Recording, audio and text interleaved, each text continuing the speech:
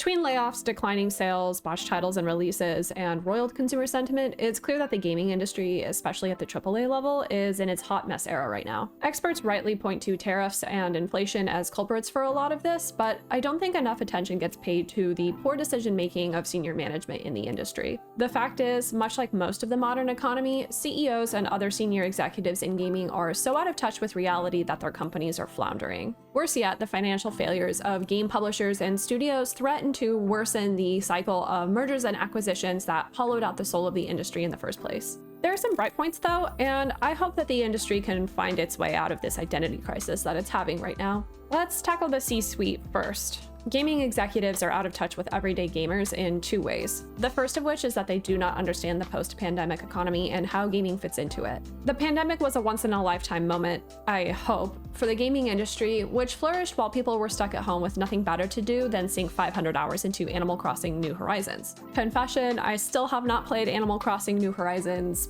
Please don't hurt me. The swell in consumer spending occurred for much of the tech and at-home entertainment industries, and just like these other broader sectors, gaming has faced a contraction in growth since people stopped spending so much time at home. The post-lockdown era was also marked by some of the worst inflation that developed countries have seen since the 70s. We are now in an affordability crisis that has squeezed everyday people's budgets for food, energy, and housing, never mind the luxury that is gaming as a hobby. In 2025, we're starting to see consumer spending rates slow, and employment rates are looking shakier and shakier here in the United States. As of late October of this year, US consumer sentiment was at its second lowest measurement since mid-2022, which was when we were scream-crying our way through the peak of the inflation roller coaster. Meanwhile, the few good parts of the economy seem increasingly like an AI bubble that could rupture at any time, which would probably throttle employment rates and trash people's savings and investments. I apologize if I sound like a Debbie Downer, I do have a point to all of this.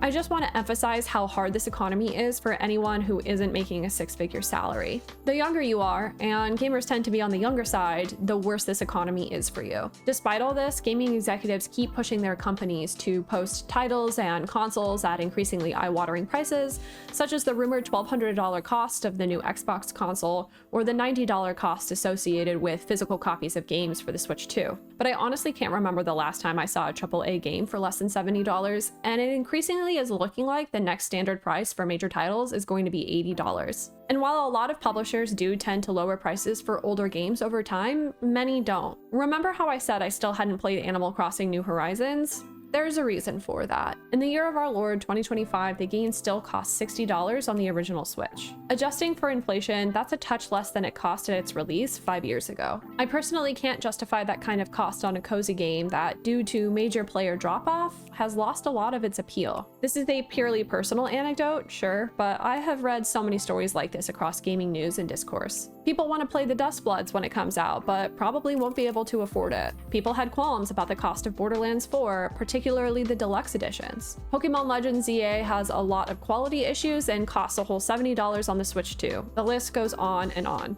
Gaming executives either believe that gamers are such diehard fans that they will spend perpetually larger sums of money on consoles and games despite the bad state of the economy, or they just fundamentally do not understand the day-to-day experiences of trying to pay rent and eat right now. Either way, they do not understand the situation at all. To me, it seems like they are just stuck in 2020 thinking about the economics of gaming. They cannot get over the insane boom that the industry enjoyed back then. They honestly seem obsessed with it, kind of like a toxic ex. They have this pathological need to ensure quarterly profit growth, especially for the publishers and studios owned by supersized companies. If line doesn't go up, there's a freak out at the C-suite level, investors balk, and instead of, I don't know, releasing good games at reasonable prices, these companies do any of the following. 1, they lay off a bunch of staff, including critical senior developers. We've seen a lot of this in the last 2 years. 2, they cancel a bunch of titles and franchises. 3, they hike prices for games and consoles even further, or in the case of Xbox, double the price of the one thing that's going well for them financially, Game Pass, because that went so well for them. 4, they water down their franchises, straying further from what core fans liked about them in the first place, or worse, they enter the endless doom cycle of microtransactions and premium DLC. Another concerning version of this is the rise of free-to-play games, which lure in gamers with low upfront costs and later squeeze pennies out of them even more insidiously than paid-for games. And 5, this is the one that really concerns me, they sell out. Either through hostile takeover or a proffered sale, they give into private equity, or in the case of smaller companies, a publicly traded company that isn't native to gaming. Neither of those are going to be staffed with executives who are magically more in touch with the state of the economy. I mean, really, you're telling me that the Saudi government and the current US president's son-in-law are going to fix all of EA's problems?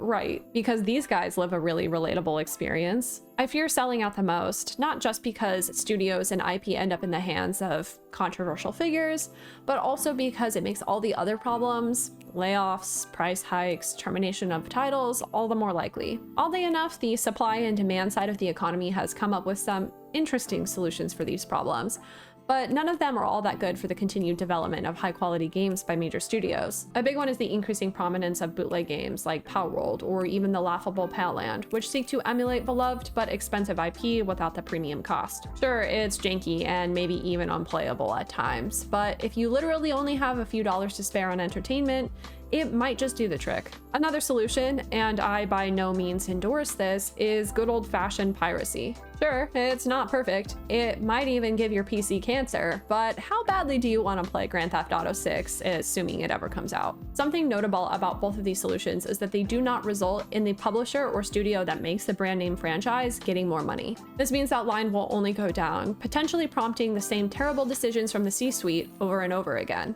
It's at this point that I feel like the entire gaming industry and those who lead it need to ask themselves a very fundamental question. Is the point of making video games that people play them and enjoy them? Or is the point profiting as much as possible? Those who answer the latter way are ironically poised to do their companies more financial damage in the long run. So gaming executives are out of touch because they don't understand the modern economy. But there's another side to this story. High-level business executives, CEOs, CFOs, whatever, fundamentally do not understand how everyday people live, regardless of the current state of the economy. I want to dwell on this point for a second. CEOs and other high-level executives do not live a lifestyle like you or me. They do not check their bank accounts on the daily, wondering if they can afford the simple luxury of Chipotle takeout. They are probably not aware of the cost of eggs, gas, or any other consumer product at all. They do not have credit card debt, student loan debt, medical debt, or maybe even mortgage payments. They do not drive their own cars unless it's a Maserati that they take out for fun. At work, they are surrounded by other wealthy people who serve as hypey yes men when it comes to extracting every last cent out of the consumer. This worldview affects not just their decisions on pricing for gaming,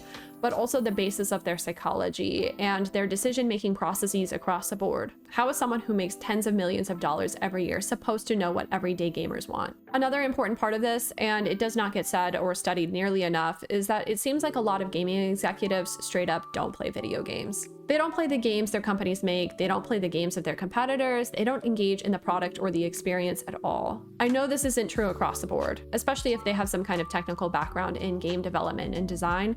Gaming executives, more so at the studio level, do play video games sometimes. I actually had a hard time coming up with good sources on this. The industry has all sorts of surveys and data on the market, sales, and gameplay trends, but seemingly no aggregated information on the simple question of whether leaders in this space actually play the things that they are trying to sell at a ridiculous price. This is something that I would love to see data aggregators and survey services look into. Knowing what I know about how high-level executives operate, they simply do not have the time to sink the necessary dozens or hundreds of hours into games to better understand their consumers. From 5 a.m. until 10 p.m., they are writing emails, taking meetings, and flying on their private jets to write more emails and take more meetings.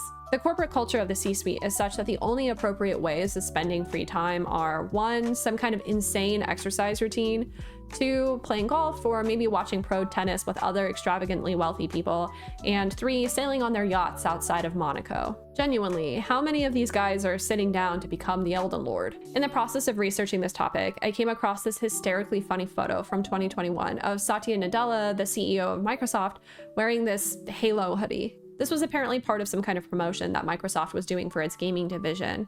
Again, the hype of the industry during the pandemic cannot go understated, but it kind of just comes across as a cringy cosplay.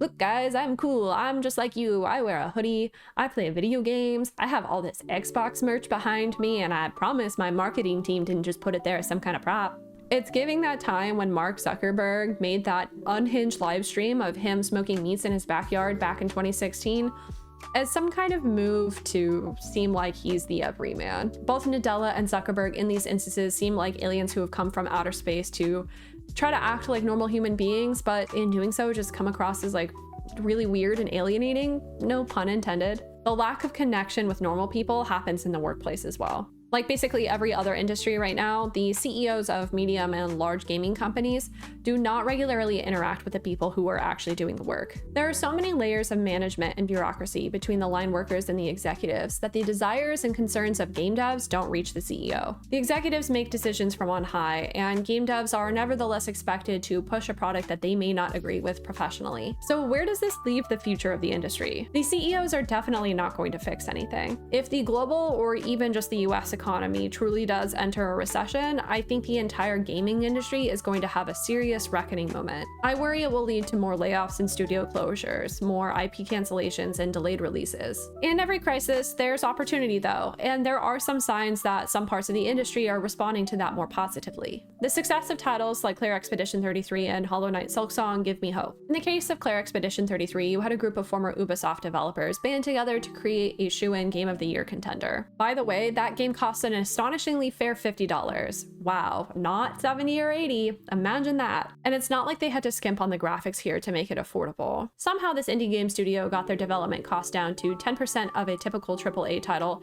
to produce a game that looks like this. Creative director Guillaume Broche said that having a smaller budget actually forced their team to be more creative, therefore producing a better game. Maybe the answer to all of this is that less is more. With a bunch of game devs being laid off right now, I'd love to see more startup studios like Sandfall Interactive come into existence. Silksong, to be fair, did benefit from having a wildly successful predecessor. Side note, you can check out my live streams of the original Hollow Knight on Twitch. Silksong is nevertheless a highly revered game, even more ruthless than the original, so I hear, and guess what? It costs $20. Some might view the 2D animation of the game as a drawback, given the dominance of 3D animation in gaming. I'm hoping that between the successes of Silksong, Stardew Valley, and a host of other 2D indie games, we'll see more studios start to hone in on focused 2D animation instead of trying to be the most realistic, shiny looking thing that they can post 20-second clips of on TikTok. If you have hidden gem games from studios that you think are doing things right, feel free to post those in the comments below. I'm always looking for a new title to try, and who knows, maybe I'll actually give Animal Crossing New Horizons a try one day. As always, thanks for watching, and don't forget to like and subscribe.